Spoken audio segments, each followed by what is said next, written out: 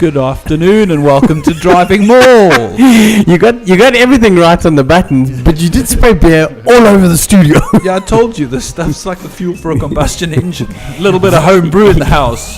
You volatile, whatever. Like atomic bomb volatile, my friend. Hi, boss. I'm alright, and you? Oh, well, fantastic. actually, I'm talking shit. I'm dejected, depressed, and fucking down. It's been a really shit week for South Africa. Let's talk about other people's rugby. Hey, first Bafana cock it up, although they may well be getting in the back door.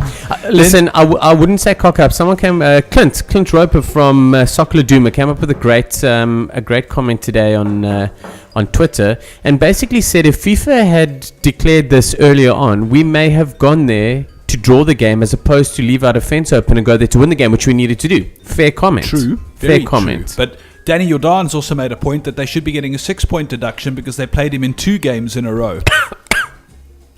This stuff is shit. It warms you up. Okay. But anyway, enough of that. They played him 2 games in a row, I which don't means he talk hasn't about played his suspension. Anyway, and then it was followed on by the baby box and then the Proteas falling on their swords. But we'll... No, you go. Yeah, you go. Go! What beer is this? That is a Indian Pale Ale homebrew that was brewed in like November and has been hiding in a cellar until now. I can't quite put my finger on it. I'm going to have a few more and then I'm going to give you guys a little... It warms you up from the inside up. So it's quite heavy then. Yeah. Right, so while we're here, rugby, let's go. Yeah, and a little bit of transfer news, and let's get into the big talking point of the day. The big talking point of the day. And no, it's not Wilhelm Steenkamp going to the Force, although that is some of the transfer news. He will be leaving the Bulls. Do they actually have any locks left? Do they need any more? I'll just bring Vicky back. Yeah. Heinrich Brousseau has given up the ghost after constantly being ignored by Heineken Meyer, and he's off to earn some yen at the tender age of 26. Off to play in Japan. It wasn't confirmed until he tweeted, "Thank you for the support," and it was not an easy decision to make, but I've had to make it. That was all in Afrikaans, so I just done it a direct translation for you. Which is very difficult for you, yeah? 20 Bok caps, and it seems that his contract will bar him playing for SA. And he's leaving after Super Rugby. Which is not too far away. No. René Ranger has decided to honour his contract with Montpellier. It was either that or be bankrupted. I'd like to know... I'd actually like to just get the honest answer out of him. Just... What is the reason? Are you going because you want to go, or are you going because legally you can't stay? Is he going to be will he be in the Kiwi setup? No, they setup? don't play overseas players. No. I'm saying if he stayed, would he still be in with... He may just be there for this tournament and not have been offered a Kiwi contract, and maybe he doesn't think that he would be given one. So there's all kinds of speculations around it, but he's going to make for the oddest centre pairing in world rugby outside Macycud. You're telling me? René Ranger, the most dazzling outside back ever, never to receive a ball. And then there was a little bit of other news floating around that the Force are trying to recruit 1 or 2 boys out of province, including a certain Marcel Brache as a name being bandied around. Yeah, yet to be confirmed. Yeah, it was floating around. We should give him a buzz and find out what's crack-lacking. And then let's get on to what was essentially a couple of upsets, according to the rest of the world. The Baby Box and the Baby Blacks both crashed out of the Junior World Cup finals in the semi-final stages. Like I said, some calling them upset losses, but let's be honest. New Zealand hardly looked like the all-conquering Junior Black side of recent years, and the South African side struggled in the tight 5 and at the breakdowns in all but one game, and that was against the USA, where there was no need for rucks and mauls. Pollard and Dupree struggled off the kicking tee, cost their team a number of points in a number of games. And yes, Wales scored a fortuitous try when they appeared to drop the ball forward over the line, but the Box played the wrong game in the final 5 minutes, leading by 6 as far as I was concerned. I mean, for Cheslin Colby to try and run out of his 22 after collecting a ball and then not kicking the ball into touch thereafter, or at least getting close to the touchline, was a little bit daft and a little bit silly. But yeah, they didn't look like the Box of last year, and they weren't, because there was only Pollard from that side that won the Junior World Cup in 2012. New Zealand, as I said, by the same token, I actually thought if we get into the final and we play New Zealand, we're going to win it. I just didn't expect Wales to put one over us. and England have just gone from strength to strength in the tournament. I mean, they came back against us, and then they basically smashed the Kiwis off the park. It's there. I've had to obviously watch the games and had a bit of a think about it, and there's and you can take both the Kiwi and the South African side, and what I believe you can take them both in this sort of statement, and what I believe really happened. We've got extremely talented kids. I think from a South African point of view, they're up front. We've made some selection issues. I definitely think we've got some better top 5 players that we could have used. However, both the Kiwis and us, extremely talented. We just kind of look like we are just this rough diamond kind of a side that's put there, and we got through, and they got through just purely on the talent that they have, but there didn't seem to be any structure.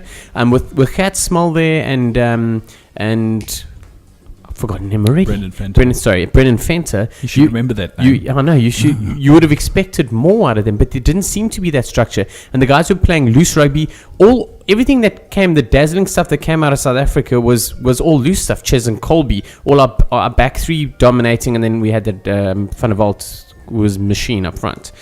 But same with the Kiwis, and then you look at the English and the Welsh.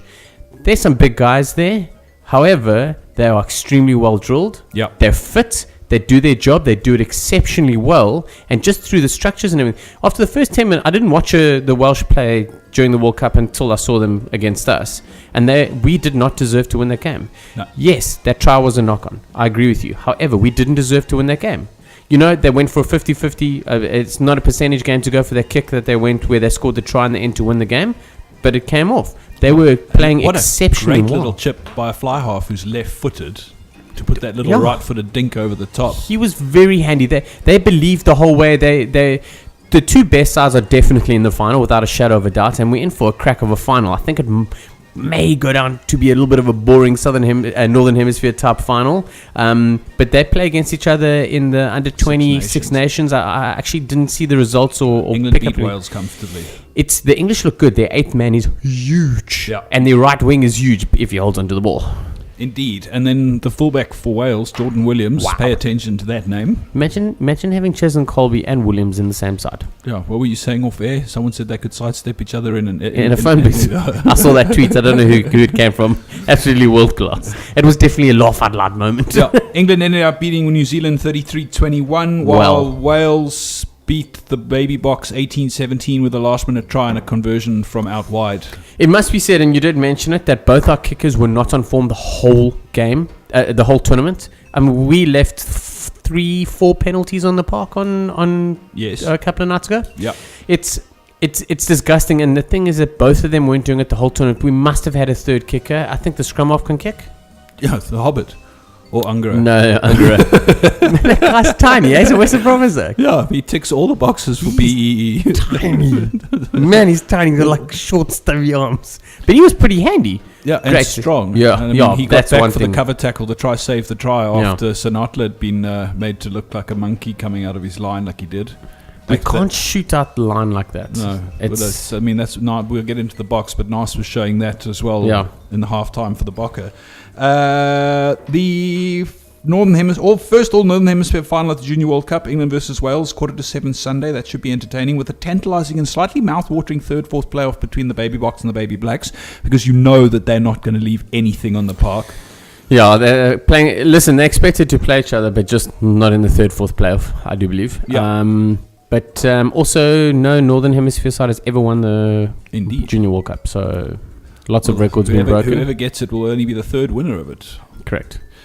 Lions Tour. Let's get on to that, because that really is the big story of this weekend. A Lions Shadow Test side dismantled the Waratahs 47-17 in Sydney on Saturday. Let's be honest, under strength Tars side, because there were a number of them that in the Wobblies. That's right. And can you believe that Durst, of which name we do not mention, scored a brace? Can you believe it? Indeed. I still tweeted. I said, would you rather the Waratahs win and Tom Carter scores 2, or they lose and he scores none? I got lots of answers saying it's fun, they can lose. And then an under strength Brumbies side held on to beat the Dirt Trackers for the Lions 14-12 on Tuesday. First loss to an Aussie state side for the Lions in over 40 years. I think it's 42. Yeah, it's a while. A lot of guys would think there was a Queensland side that beat the Lions in 70 or the 71. 70s or somewhere around there, which actually the Lions weren't touring Australia, so that kind of didn't count. Okay. Yeah, it was kind of like a Barbarians game. But it was the first provincial loss they've had to any provincial side since they lost the Bulls in 97. And although they did lose the New Zealand Maori in 2005 when they were touring there. One story that came out of that game, Jesse Moggs started the game with broken ribs. It's the first I actually hear of that. And played the full 80. Dude, he was wincing and turning out of everything, but he was that adamant that he wanted to play against the Lions. Yeah. Right? So they can talk all they want about their understrength and blah, blah, blah. That guy showed the rest of the Australian guys that didn't like the force and leave the rest of them out of it. He was that determined to play. The Lions have announced and the Aussies have announced their sides for Saturday. Warren Gatland has picked 8 of his Welsh team in his starting 15 for the first test. The side is at fullback, Halfpenny. I'll get there. Halfpenny, Alex Cuthbert on the wing. Brian O'Driscoll starts the first test in his 4th Lions tour a row. Amazing. That's going to be a great battle. Him and Ashley Cooper are going to have... in Bod we trust. I don't know, I think... I think the Wallabies are going to win this one. Well, the other one is Jonathan Davies at inside centre. A lot of talk about him. He didn't even want to play centre growing up. Didn't want to play for Wales. That's what it was. He could have. I think he may well have qualified to play for England, and Wales came calling. George North has recovered from his injury. He's probably been the form player in the back line for the Lions in every game that I've seen that he's played. I mean, he just makes ridiculous amounts of meters up the field. Jonathan Sexton at fly half, Mike Phillips at scrum half, Jamie Heaslip, Warburton and Croft are the back row. A lot of surprises there because Sean O'Brien has been impressive, Lydiat's been impressive, Folletow's been impressive, Warburton hasn't really played that many games. Tipirek's been impressive. I tell you one thing, Sean O'Brien has been doing the business. Even in the Six Nations, he was doing the business. Even when he's been on tour, he's been for a while. He's been there for a while, doing some good things. So it's a bit of a bummer, but such is life. And then the tight 5 are Paul O'Connell, Alan Wynne-Jones, Adam Jones, Tom Youngs, Alex Corbuserio. Big story there. He wasn't even in the touring squad to begin with. Has come in because of injuries. Worked his way into a start. A lot of people saying that Vunipola might be unlucky that he hasn't got in there ahead of him. Like you, I think that he's a better scrummager. I think he's probably one of the experienced best scrummagers on Mud Island, let alone on tour with the guys. I mean, a lot of the other guys are injured at the moment. I think Vunipolo is very green still. He's got I think 5, maybe 6 tests under his belt. He's not a scrummager. He's a prop, but he does a whole bunch of other things. Whereas Alex Corbuserio technically is probably one of the best they have. Another thing, Tom Youngs for me, never saw him starting, playing behind Dylan Hartley. I really didn't think he would. I think Rory Best's shit performance this past week has kind of pushed Youngs into a starting lineup, and well done to him. I mean, he was playing centre a little while ago, wasn't he? I think Hibbard's unlucky to miss out on. Yeah, but like you say, Youngs was playing centre in the Aviva Premiership as short ago as 2011, I believe. Yeah. And who was it? Heineke Meyer told him to move to... That's right. Heineke Meyer told him to move out of centre and to prop. There was another story in amongst that I wanted to chat about. Well, just on the bench, we'll go through it. It's Hibbard, Vunipola, Dan Cole, machine as well. Also, when he comes off the bench, he's going to make a big difference. Jeff Parling, Dan Lydiat, Ben Youngs, Owen Farrell, and Sean Maitland. Now, Parling, I think, is also probably was close to being a first pick. I mean, his line-out work. I mean, we laughed at him and thought, whatever, when he came out here on tour with England. But he really, as a line-out specialist, is right up there, in my view, in world rugby right now. Yeah, I agree, and I think Maitland. Sean Maitland's quite lucky to get in there. I think Simon Ziba is a much better player. But again, Maitland was picked before Ziba, so maybe that's how. And Maitland covers 15. Yeah, but you've got enough options there. I'm losing something here. You got enough options there. Cuthbert has played fullback, if I'm not mistaken. But yeah, that's you're right. It does cover it probably more sooner. He's played there a little bit sooner. And then the other thing was Ben Youngs. When last did you have brothers on the field for the Lions? Not sure. We can look into it. The one thing I did want to mention is that Maka Vunipolo and Toby Faletau are cousins. Really? And their dads played together for Tonga. Yeah. There's... I'm not going to get into shit. Faletau also unlucky. He's had pretty solid games. Faletau, Shauna Brown missed out on the 15 and never mind the 23, which was a bit of a surprise. Australia have named their 23. 3 debutants, Ben Moan, Israel Folau, Christian Leali'ifano, all fully deserved based on form in Super Rugby. Agreed. But then why do you move Israel Folau to the wing? Ek weet nie, oom. I do not understand. But that's not the only, clusterfuck. Well, not so much a clusterfuck, but you try and figure out... I mean... What you've written, yeah, I know. That Aussie backline can line up in, you name them... 4 different ways. And the rest, across the park, all game. Because, let's go through it. Berrick Barnes... As a fullback. Is a fly half at fullback who Correct. has played inside centre. Folau is a fullback on the wing. Correct. Although he did play some wing in Super Rugby this year. Adam Ashley Cooper has played 15, 13, 14, 11, playing 13. However, I think he's best suited at 13 and 15. So, yeah. Okay. Christian Leali'ifano played 10 for most of his career until Jake White decided you should be a 12, and now he's a Wallaby. Correct. Bloody, what is it with these South African coaches encouraging people from other countries to take up positions and then end up being test players? Yeah. Big B Uroni. Wing on a wing. Oh, he's playing the wing. Amazing. James O'Connor at 10 has played 14, 15 and 13 for the Wallabies. Yeah, I'm going to chat at depth about this. I don't think it's the right call, but we'll carry on. Will Guinea a 9 at 9. Hey. Wycliffe Paulo back from injury. Michael Hooper, Ben Moan. Formidable back row to take on that combination from the British and Irish Lions. And I think that may be the key in the test match, is how those 3 go against the other 3. Bummed not to see George Smith, and he would have made a massive difference. Indeed. James Hall captaining Kane Douglas, the other lock. And the reason that Vunipolo probably didn't get in is because of the front row. Ben Alexander, Stephen Moore, Ben Robertson must have 300 caps between them, 250. Massive. They've been pretty much Dingo Deans' go-to front row for some time now. So it's gonna be a massive battle. I think because of the talent and what the British and Irish Lions can pull from in terms of getting quality guys from a number of different nations. I think the bench is going to be key. This beer is like a license to piss anywhere. I don't know. It's weird. I'm quite enjoying it. I'm sure you are. On the bench, Saifa Inga, James Slipper, Sekopi Kepu, Rob Simmons, Liam Gill. Looking forward to seeing him get a run. Nick Phipps, Pat McCabe, Curtly Bill. It's a pretty decent bench. Now, when you look at that Aussie side, and we'll get into debating the whole lot, but who's missing? I want to see Quade Cooper there. Okay.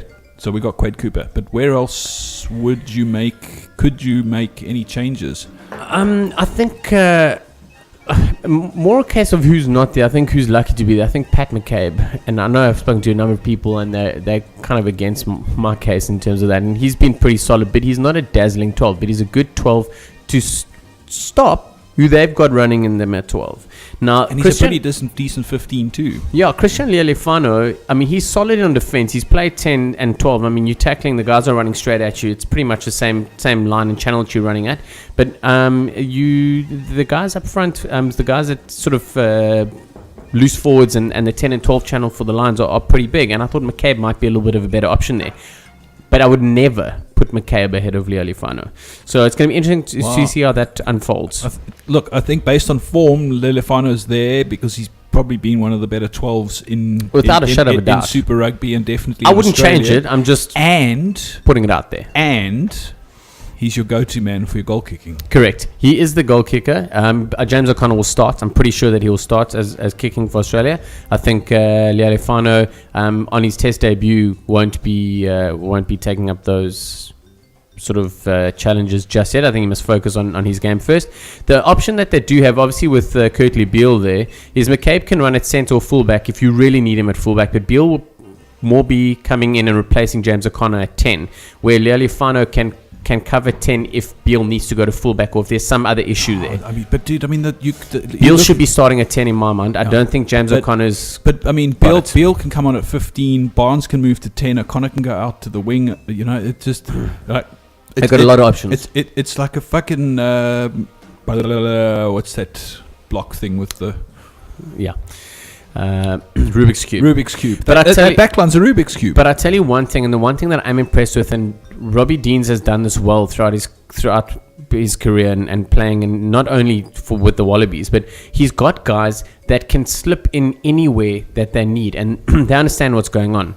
Because the second that James O'Connor takes a ball and is wrapped up, you're going to have someone like Berrick Barnes coming in from depth. Maybe he could run in at 10 or shift in the 12 channel. And the guys will, you're right, they're Rubik's Cube. They'll move around. And there's a lot of options here. You've got ball players and playmakers in 3 or 4 different positions that will all take up that challenge that we've only got one man to do. Where Morna Stan will do it, or someone like that. And they've all played in those different positions regularly. Very comfortable at playing there. I'm very surprised to see Barnes at 15. I will not lie. That's Falau's my man for that position, and Kurtley Beale's my man for 10. Those are the only 2 changes I'd make. Well, yeah, you see, that's where I would have gone. I would have had Falau at 15, Beale at 10, O'Connor on the wing. Yeah. Interesting. I think O'Connor offers more coming in from fullback, though. I think Barnes would be my option for a 10-12 cover, with O'Connor coming. And who's your wing? Well, there's a number of guys you can pick, but I mean, you're right. O'Connor probably, but I'd rather have O'Connor coming through from fullback than coming through from wing. I think he offers more coming either in the 10 or the 15 channel. 12 p.m. Saturday, that kicks off. It is going to be massive. Cannot wait. And then Tuesday next week, the Dirt Trackers try and break into the test side for the second test for the Lions. 11:30 against the Rebels in Melbourne on Tuesday morning. I think we should play some music, and when we come back, we'll start talking international rugby before we get into... Because that was really nothing much. The Bokke. Yeah. You are listening to Driving Maul on Loud Radio. We'll be back after a little bit of the Eagles.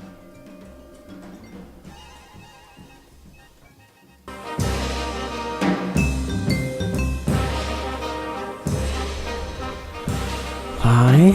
Yeah, we're back. And everything on the computer is slow. There we go. That's what I was looking for. Welcome back to Driving More on Loud Radio. Sorry, we're just looking at some random kid who's got the mouth of a merchant seaman on Twitter. Hey, what a shocker. Go find Clay17 and give him some of your love, folks. I think you need to abuse him. This youngster needs to get out from behind the Twitter curtain and come stand up for what he says, I think. Yeah. Shockers. Anyway, moving along.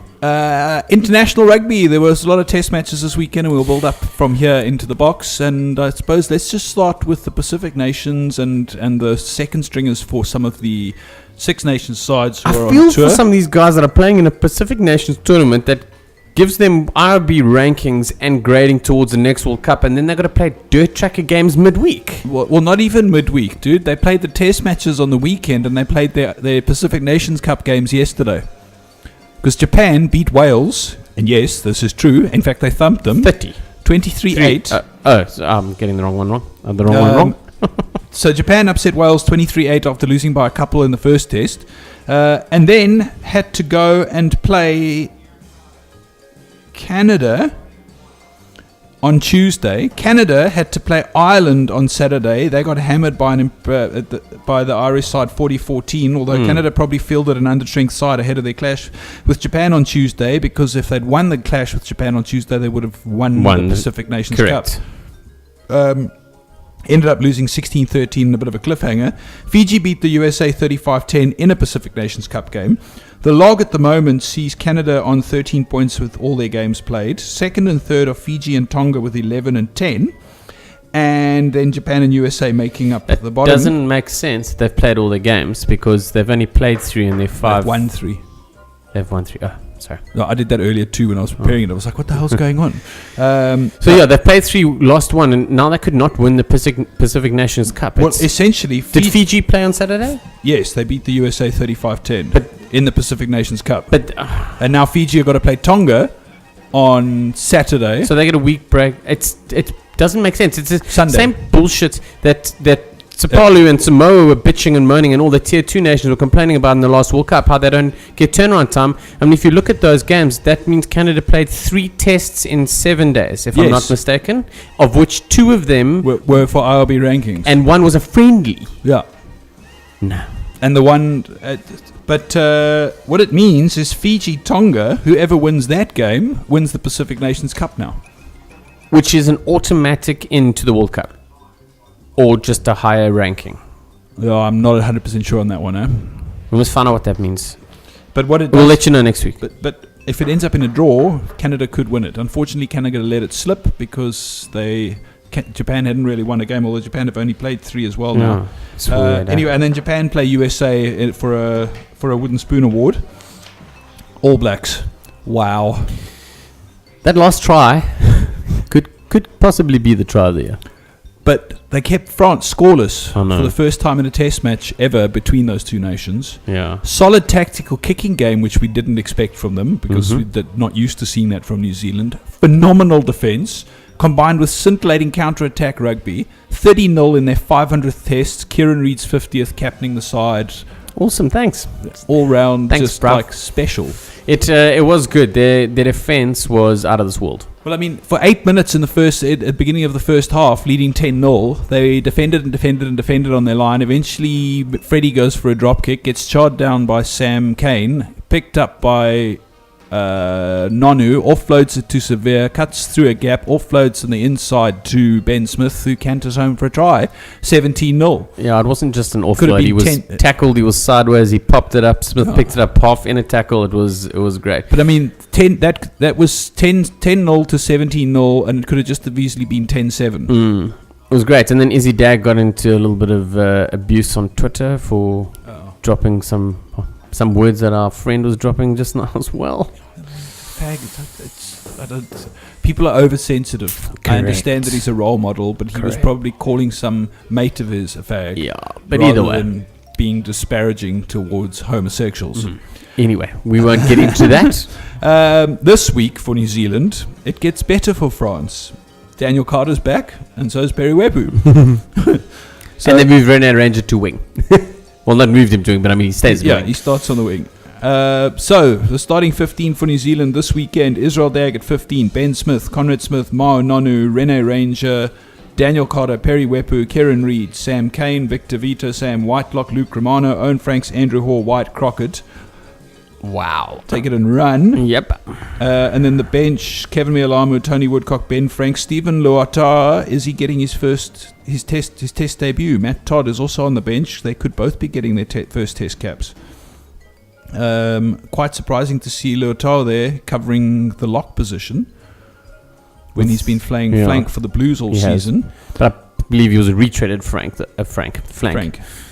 Oh, too many Franks there. Owen is a retreaded Frank. Huh. Tawera Kobalo, Bowden Barrett, and Charles Piatau, who could also be getting his first test start. Yeah. Not start, cap. Cap, yes, you know what I mean. So, 3 debutants on the bench for New Zealand, I believe. But the French have changed 8. And Philippe Saint-André always said he would never be making wholesale changes. And they got 2 South Africans in their side. Yeah, who would have thunk. Including the son of a former Bok captain. The French have picked Brice Dulin at fullback. He's the guy that I was talking about last week. Marc Androy, Florian Flitz, Wesley Fofana, Johan Hugo, Remy Tails has got one of the weirdest names in world rugby. What Tails of what, Remy? Gets his first start at 10 for France. Jean-Marc Hussein, Anthony Klaassen at 8 getting a start. Damien Shilly, Thierry Dusautois, Johan Mastri, Alexandre Flanquart, Nicholas Maas, Benjamin Kaiser, Thomas Domingo. As we said, Anthony Klaassen is the son of Wynand Klaassen, former box skipper. In fairness, he has been in France for some time now. I understand that, but still, it's... you just can't help but claim him with a name like Anthony Klaassen. Yeah, but he's the son of a box skipper. You know, We should have spoken about this first. somebody should have said no. I'd like to know how his dad feels. His dad is very proud of him. I'm sure he is. To the public. Yeah. Couple of brandies and we fucking on whistle.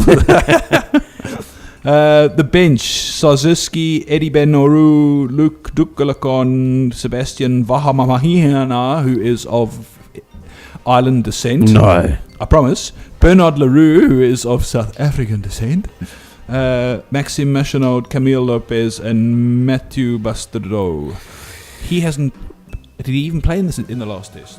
I actually can't remember. No one for the French played in the last test by the looks of things. Interesting. Listen, the All Blacks are going to win, and they're going to win comfortably. I think interested to see Doolin at fullback to see what he's got to offer. He's quite handy, and obviously keen to watch Anthony Klaassen, see how he gets going. But Freddie Michalak dropped out of the squad completely. So yeah, he's been great. He's been blowing hot and cold like a typical Frenchman. So I don't know if he'll be recalled for the end of the year, but we shall see. Like a La Mistral. I meant to ask you, we didn't actually do this, so let's go back and do it. Lions, Wallabies. Pick a score. I don't know. Everyone's talking massive lines up massively. They've been playing a lot more. They've been more the focus than anyone else really. I mean, everyone's been sitting and waiting for Dingo to get the Wobblies going and stuff like that. The Wallabies haven't been great, but they also don't have a shit side out there. I think it's going to be settled in the last 20. I don't think it's going to be a runaway by any stretch of the imagination.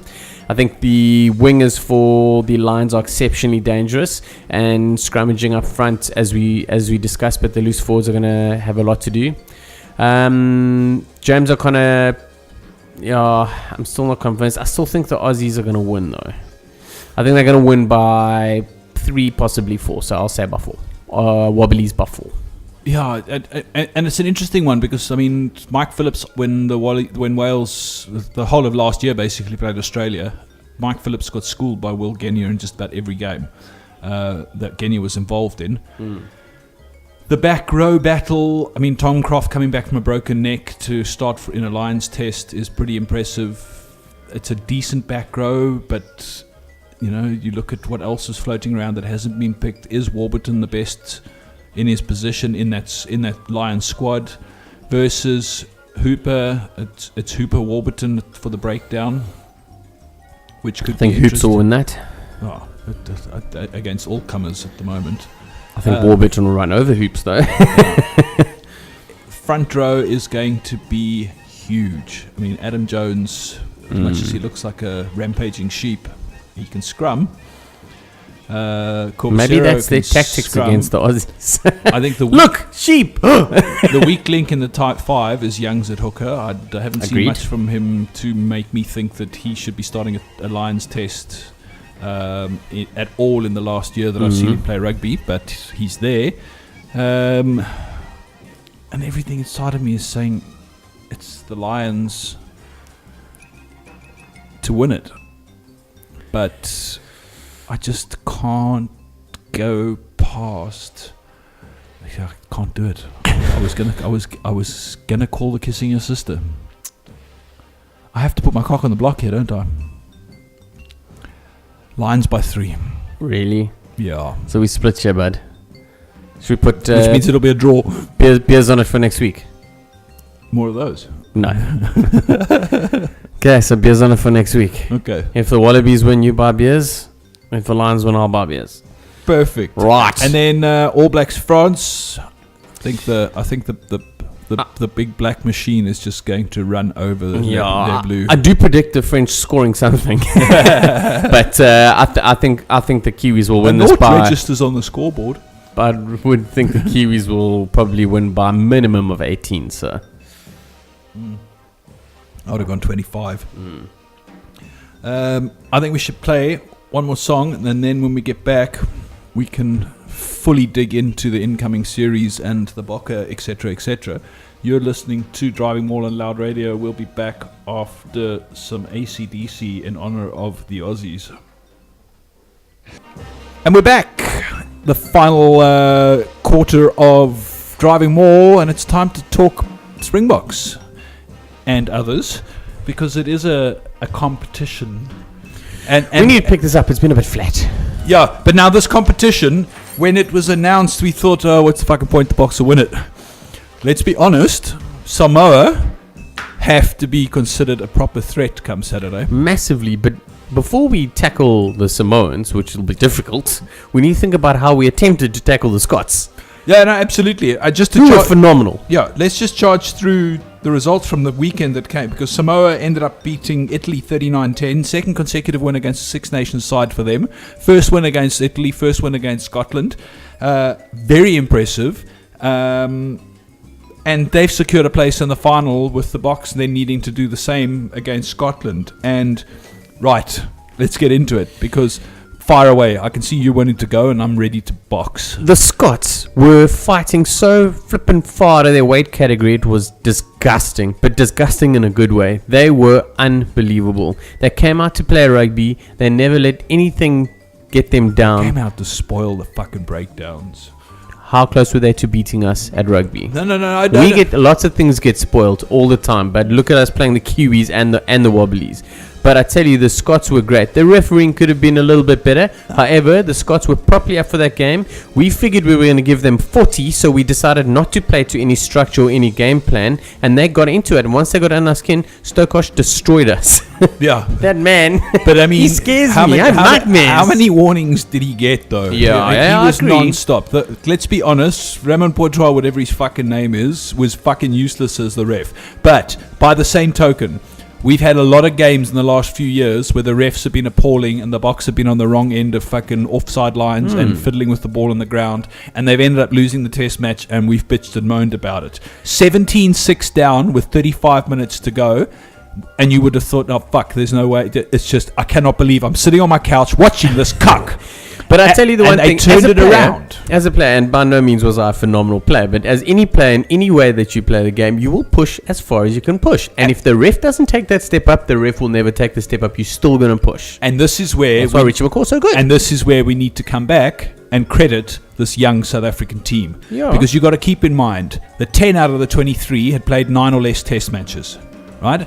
We were playing an under-strength shit Scottish side. We should have beaten them with our B side. Who were well drilled and camped offside, spoiled the ball at the breakdown, didn't allow quick ball. I mean, Ron Pienaar was having to take 4 steps just to get away from the shit before he could pass, which was putting us on the backside. A lot of actually having a go at Ron Pienaar, but he had played well. He had no other choice. He had to move away from where the shit was because the ref wasn't making them get back. So he had to take 2-3. I mean, Piet van Zyl came on, same thing happened. How many passes do you see them throw into Scottish hands and miss players and go to ground because they were trying to avoid Oaks in an offside position? I agree. At the best, they needed to walk away from the Springboks.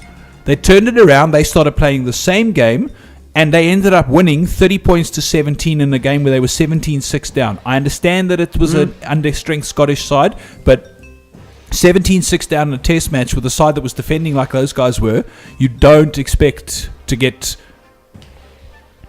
close. Well, you'd expect to maybe get close to winning it or winning it slightly, but to run away with it in the end, which is what they did, credit to them. They did. 30 points to 17. They scored 24 unanswered points in the last 35 minutes of the game. There was no running away. They were going away. Another 20 minutes in that game, there's 40 points on the board. Trust me, Scotland were dead on their feet. They were, but I still think that we should have done better. And I think barring the ref and barring the Scots infringing, which is the ref's fault, is we didn't approach it correctly. We only got, and thank God we did. And yes, credit to the Bokke, the youngsters, for them to then go out of that, oh shit, we're losing, and not implode and actually get some game plan together. Credit to them, yes. However, if we had stuck with our game plan and done the basics and done it well in the beginning, we would have won. I know, but what I'm talking about is the fact that we managed to adjust midway through a test. Agreed. Instead of getting to the 80th minute and bitching and moaning. Well, I don't know. But we adjusted midway through a test. We haven't seen that for a long time by a Boks side. And They lost Arno Buerta in the 4th minute. Gandalf Khaleesi, on debut, off the bench, 5 minutes in, collect the Man of the Match award on your way, son, the day before your birthday, where he turned 22.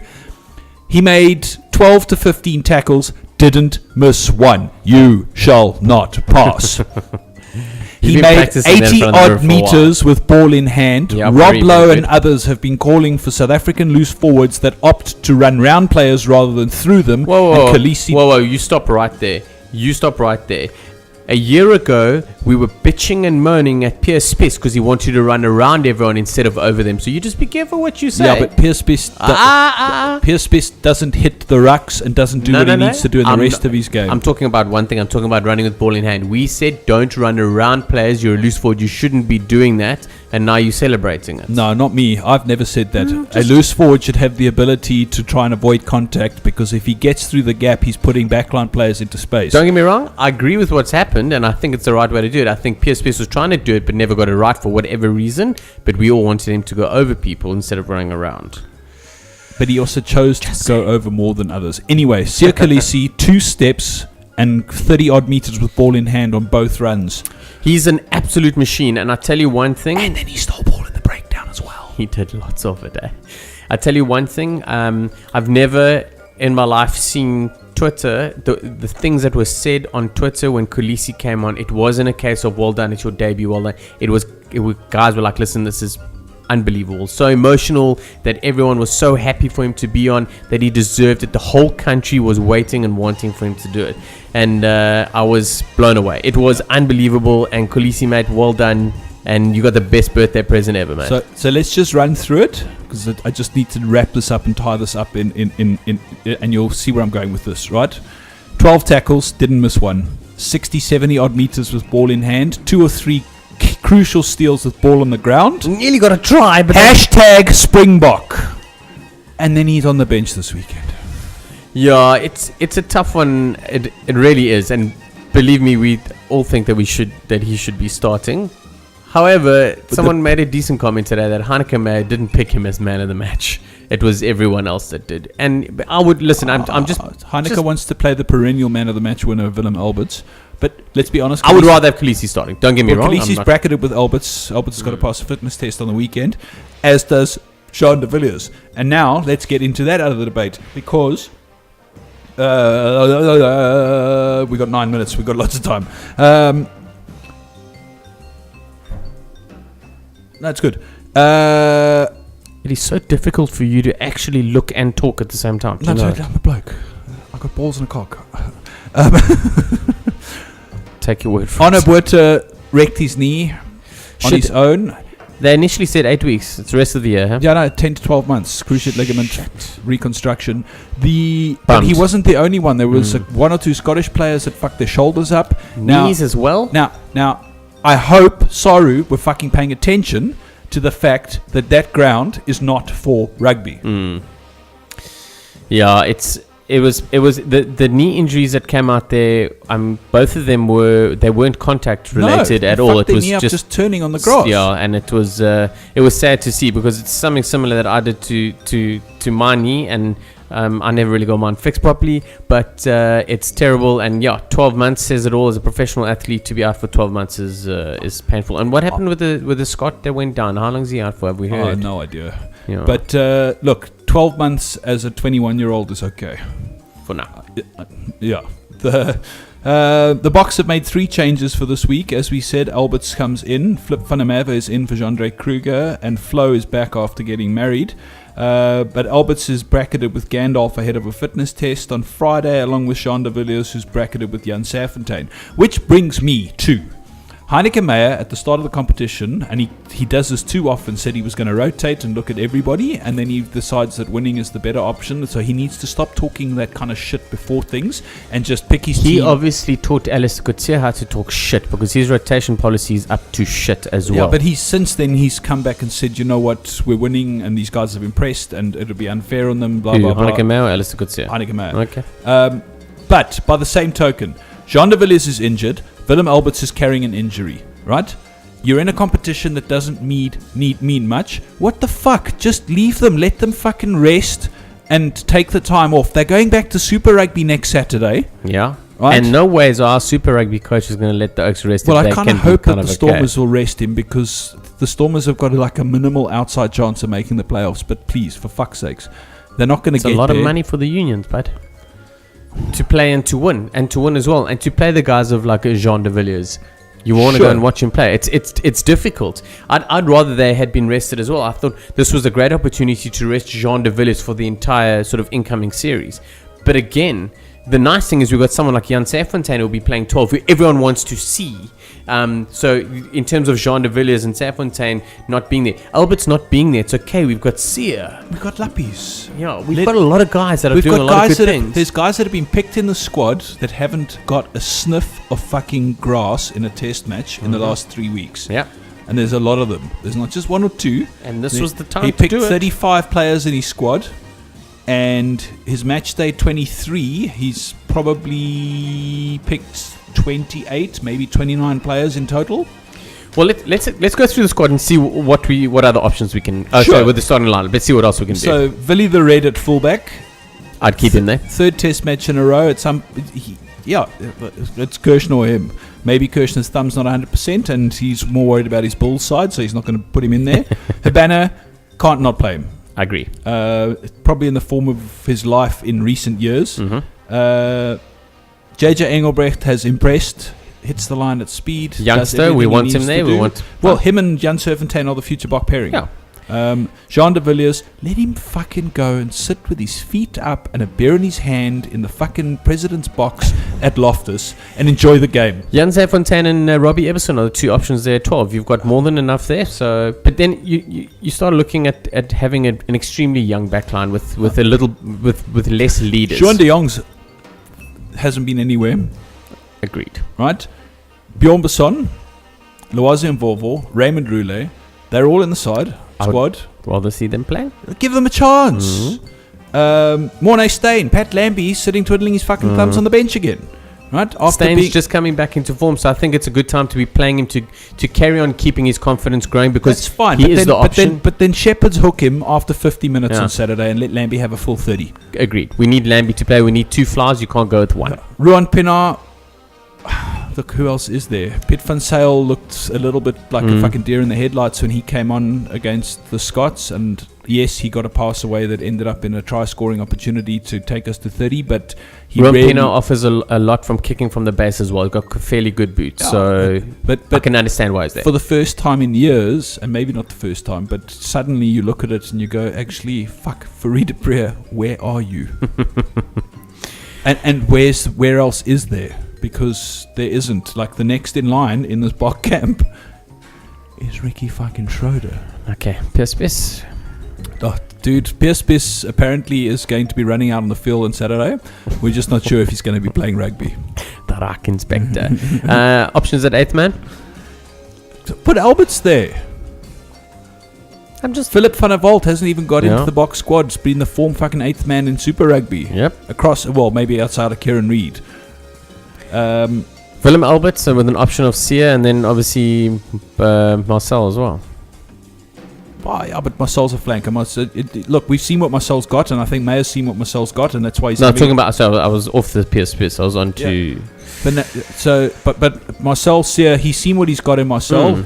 He's having a look at Sia this year, and the one thing you've got to remember about Heineke Meyer is he's a tactician, and he's.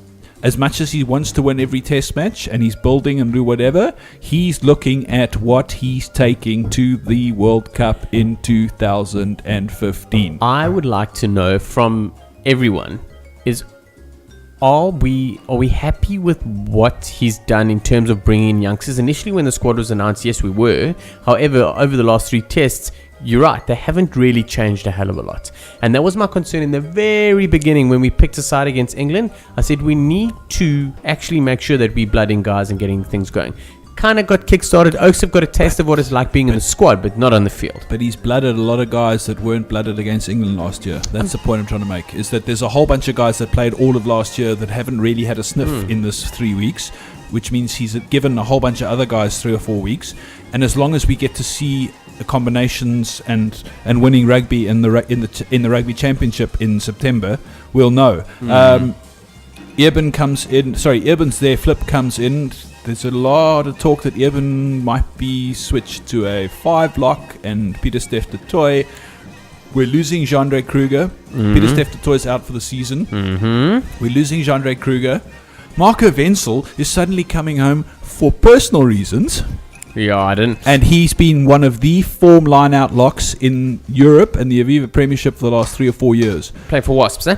Do not be surprised to see Marco Wenzel turning out for the Bokke in the Rugby Championship. Interesting. In the number 5 jersey. 31 years of age, but experienced, and we need an experienced line-out lock. Oh, let's see what happens. That's my I'll tell you one thing I would like to see is to see Yanni Duplessis with his feet up and a beer in hand. And the beast. And the beast. I agree with you. Those are, I tell you. Although what I would like to see, can you imagine this front row? It'd be scary. I personally think it'd be scary. Trevor Nyakani, Chili Boy Radapele, and Beast and Tarawera. Oh, there'd be a lot of anger there. And a lot of languages that nobody will understand. And it will happen. We will get them. But yeah, Dup needs a rest. But who else is there? By the same token, Lawrence Adrianse is called not even a sniff on the bench.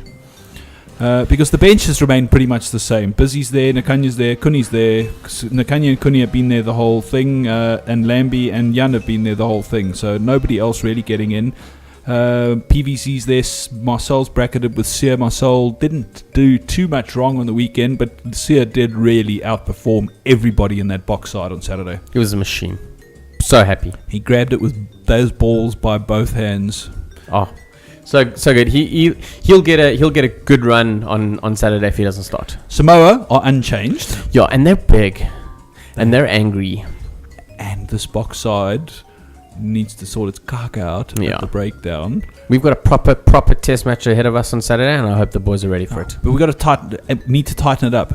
Keep it in the tight 5 because they have outside backs, and you look across that back line, it really there isn't one of them that you look at and go, fuck, yeah, he couldn't break the line. Bjorn Beson's a bit of worry for me on the wing, and he's up against the beast. So I'm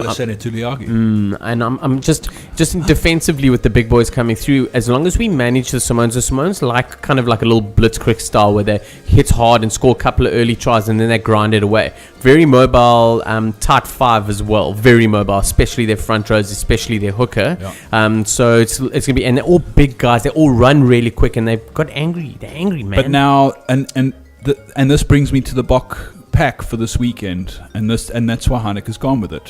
Flo, Alberts, Spiss are large specimens. Flip van der Merwe, Urban Etzebeth are large specimens. Yanni and Beast and Adrian Strauss are large specimens. With Kuni coming off the bench, I think we are going to keep it tight, and I think Mornay Stein's going to have... We are going to smash them, and Mornay Stein is going to be peppering drop kicks at the Loftus posts for 80 minutes. I think so too. I think it's going to be a good old-fashioned Bulls game. Anyway, I'm hoping that my statement about Heineken being a tactical coach rings true, and that the ball game is what needs to be played against the Samoans at altitude at Loftus, and which is what we just said. Folks, you've been listening to Driving Maul on Loud Radio. We will be back next week. Enjoy the rugby this weekend. Box by 5. Box by 15. Yo! Playing out with a little bit of Deep Purple, Smoke on the Water. Enjoy the rugby this weekend, boys and girls. Stay safe.